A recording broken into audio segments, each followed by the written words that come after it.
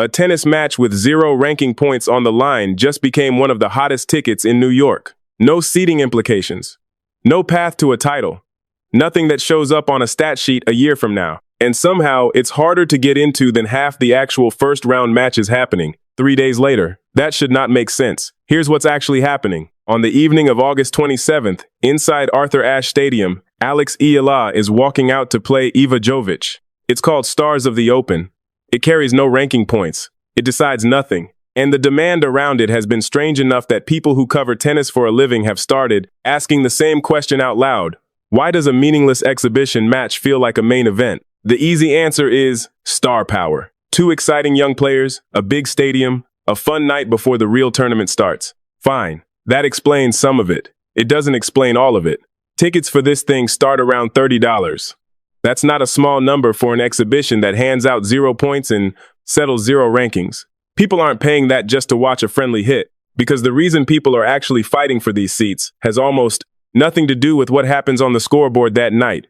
It's something else, something that's been building for months, in places that have nothing to do with New York, and nothing to do with Iva Jovic at all. Stick around, because once you see the actual pattern, this match stops looking random and starts looking inevitable. But first, you need to understand exactly what this event is, and why these 2 players ended up sharing a court in the first place. Stars of the Open isn't new. This is the 4th year running that the USTA has put it on, always during Fan Week, always before the real draw begins. It's built as a fundraiser. A portion of every ticket goes to the USTA Foundation, which funds tennis and mentorship programs for something like 233,000 kids in under-resourced communities across the country. It's charity dressed up as entertainment. Usually a nice, low-stakes night, not the kind of event that becomes the story of the week. Past editions have leaned on recognizable veterans and a few crossover celebrity cameos to fill seats, and that's usually enough to do the job. This year, the lineup skewed younger, and the demand went somewhere nobody quite predicted. A lot of that comes down to who's on the court. Alex is 21 years old. She's Filipino, and she is, right now, the highest-ranked player her country has ever produced in the history of the WTA. Not close. The highest, period. Earlier this year, she became the first Filipina to win a WTA singles title. That's not a small line in a bio. That's a country's tennis history being rewritten by one person, in real time. Iva Jovic is 18. American, the youngest player currently sitting inside the WTA's top 20, which on its own is a fairly wild sentence to write about a teenager. She's not a name people are being introduced to for the first time. She's already there. Give it a couple of years, and she's probably headlining nights like this one, not sharing the bill. And these 2 aren't strangers meeting for the first time under the lights, cameras rolling, crowd guessing what it'll look like. They've played twice this year already. Once at the French Open, once at Queen's Club. Jovic won both, in straight sets both times. So if you're looking for a rivalry angle, there's a real one sitting right there. A player looking to finally get one back against someone who's beaten her twice. It's a good story, the kind broadcasters love leaning on. But it's just not a big enough story on its own to explain what's actually going on with these tickets. Because on paper, this is 2 very good young players in a friendly exhibition that decides nothing. That kind of match sells some tickets. It doesn't usually sell out a stadium the size of Arthur Ashe, a building that seats close to 24,000 people. Even at half capacity, that's a lot of seats to fill for a night that changes nobody's ranking. Something else is pulling people in, and it's not really about Jovic at all. If you want to actually understand why this particular match turned into a hot ticket, you have to stop looking at the matchup and start looking at what's been happening around Alex all season in cities that have nothing to do with this one. That's where the real answer is. And it's a pattern that's been sitting in plain sight for months, waiting for someone to actually put it together. So before we get into that, if this is the kind of thing you like pulling apart, the actual story behind the story, not just the headline version, stick with this one. What comes next connects a stadium in Queens to a sold-out t-shirt, and neither one makes full sense without the other. New York isn't the first city to sell out because of her. It's just the loudest one so far. Rewind to January. Melbourne, the Australian Open. There were lines of fans outside a stadium that was already packed, waiting for a chance to get anywhere near a court she was playing on. That's not typical for a player who wasn't even a household name 12 months earlier. Something was already shifting, quietly, and most people watching tennis casually had no idea it was happening yet. Then it kept happening. City after city. Abu Dhabi, in February. Doha not long after that. Neither city is known for building its crowds around one specific player's schedule. But both did it for her anyway. Courtside seats filling up hours before her matches while other courts nearby stayed half empty. Wimbledon, on grass, in a crowd famously reserved and hard to move, still found a way to get loud specifically for her matches, which is its own kind of strange, because Wimbledon crowds don't usually get loud for anyone who isn't already a household name. By the time the American hard court swing rolled around, the pattern had a name of its own. People started calling it Eala Mania, half joking, half not, the kind of nickname that only sticks around if enough people keep using it without being told to. In Washington, she won her first WTA Tour title, and the stadium noise around that run didn't feel like a normal early career breakthrough. It felt like something a lot of people had been waiting for and finally got to see happen in front of them. Toronto is where the numbers stop being a feeling and start being a fact. At the Canadian Open, every single one of her matches sold out. Not the tournament in general, her matches specifically. Most people talking about her season this year never even bring that detail up, and it might genuinely be the single clearest piece of evidence in the whole thing. Cincinnati made it even harder for anyone to wave off. She played Amanda Anisimova there, a genuinely good matchup on paper, two rising players with real form behind them heading into the tournament. Ticket prices for that match spiked well above what a similar tier matchup usually pulls on the resale market. People weren't just buying tickets, they were paying more than they normally would to make sure they got one, which is a completely different kind of demand than simple interest. Interest fills seats at face value. This was something with more urgency behind it. So here's the question worth sitting with for a second. Is this a coincidence? 4 or 5 cities in a row happening to get lucky with a hot storyline? Or is it a pattern that's been building in plain sight, one that nobody bothered connecting until a stadium in New York made it impossible to ignore? Sports coverage tends to treat each city as its own separate story. Melbourne gets its own headline. Toronto gets its own headline. Nobody sits down and lines them up next to each other, and that's exactly why the pattern took this long to notice. Because stadiums selling out is one kind of evidence. It's the kind you can explain away. Crowds get excited. Hometown energy. Timing. A good run of form. Sure. But there's a second kind of evidence sitting right next to it, and this one is a lot harder to explain with excitement alone. Here's the part almost nobody connected yet. While tickets were disappearing in Flushing, so was her merchandise. Ahead of 3 Grand Slam champions. Nike put out new gear for its top tennis players ahead of the tournament. Carlos Alcaraz got a release. Yannick Sinner got a release. Aryna Sabalenka got a release. Between the 3 of them, that's a wall of Grand Slam trophies most players will never get close to. And Alex got one too. A black t-shirt with her name on it. Priced at $42. Nothing flashy. No huge marketing push behind it beyond a normal product drop. Hers sold out first. Not close. Not tied. First. While 3 of the biggest names in the sport, 3 players with a combined pile of Grand Slam titles between them, still had their new merchandise sitting available on the same storefront. A fashion writer covering the tennis space flagged it directly, pointing out that Nike's other new player releases were still up for sale, while the Eala shirt had already vanished from the site entirely, not marked low stock, just gone. When someone asked whether it had actually sold out or just gotten pulled for some other reason, the answer came back simple. No hedging, no vague corporate language. It sold out. They might restock it. Her tournament outfit did something similar.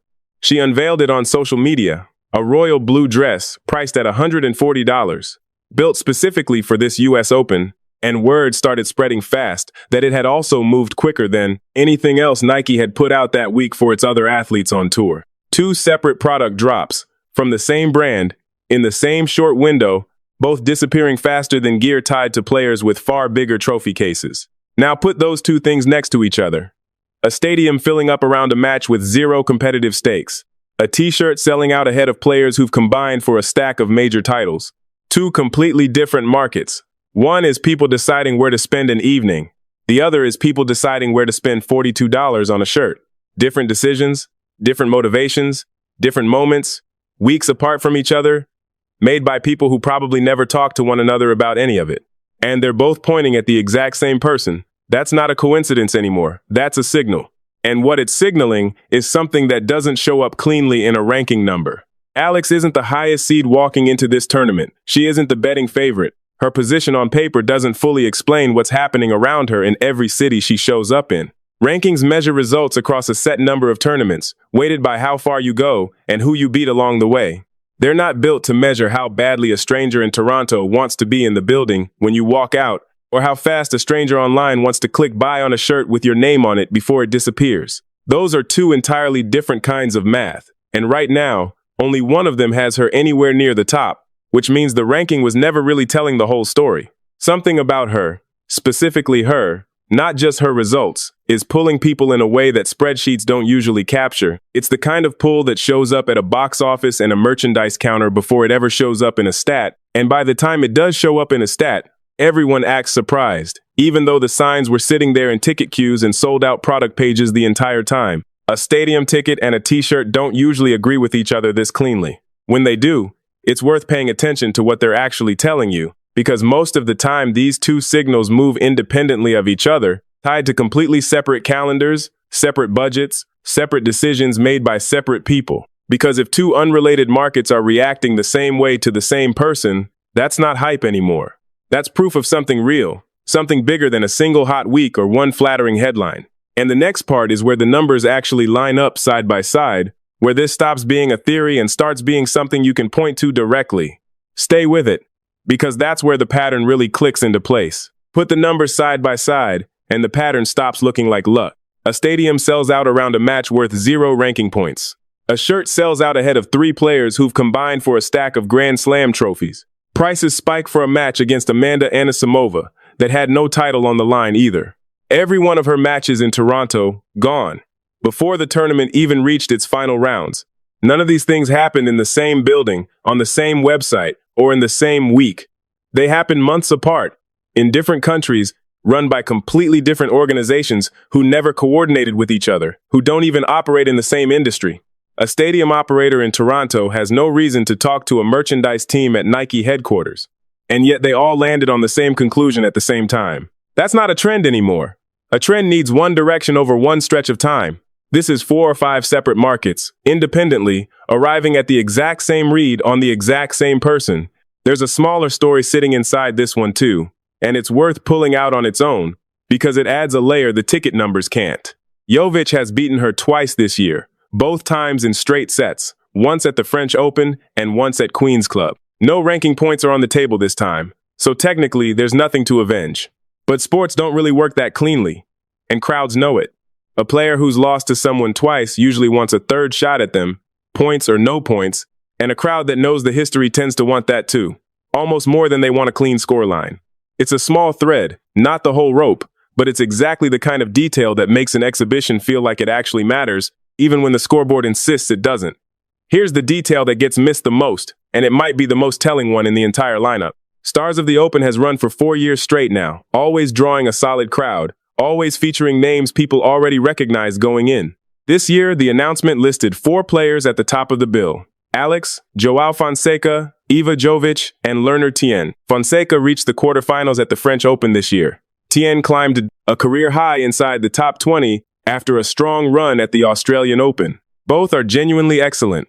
Both are rightfully getting attention of their own, and neither one is a footnote in this story.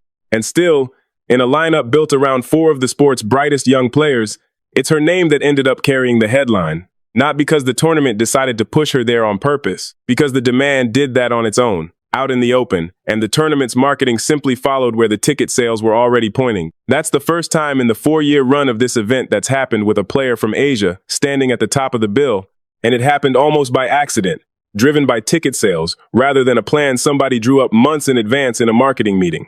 So line it all up: the ticket sales, the merchandise, the price surges, the lineup order nobody planned for in advance. 4 completely unrelated signals, from 4 completely unrelated sources, all pointing at one 21-year-old from the Philippines who currently sits outside the very top of the rankings. If the numbers on a leaderboard were the whole story here, none of this should be happening at all. It's happening anyway, which means the leaderboard was only ever measuring part of what's actually going on underneath it. And that brings up the real question worth sitting with, because none of this stops after Thursday night. If a match worth nothing on paper can do this, sell out a stadium, spike ticket prices, sell out merchandise ahead of 3 major champions, quietly reorder a lineup that wasn't built around her in the first place, then what happens when she walks out for a match that actually counts towards something? What happens when there's a ranking on the line, a seed to defend, an opponent with something real to lose? The exhibition version of this story is already loud.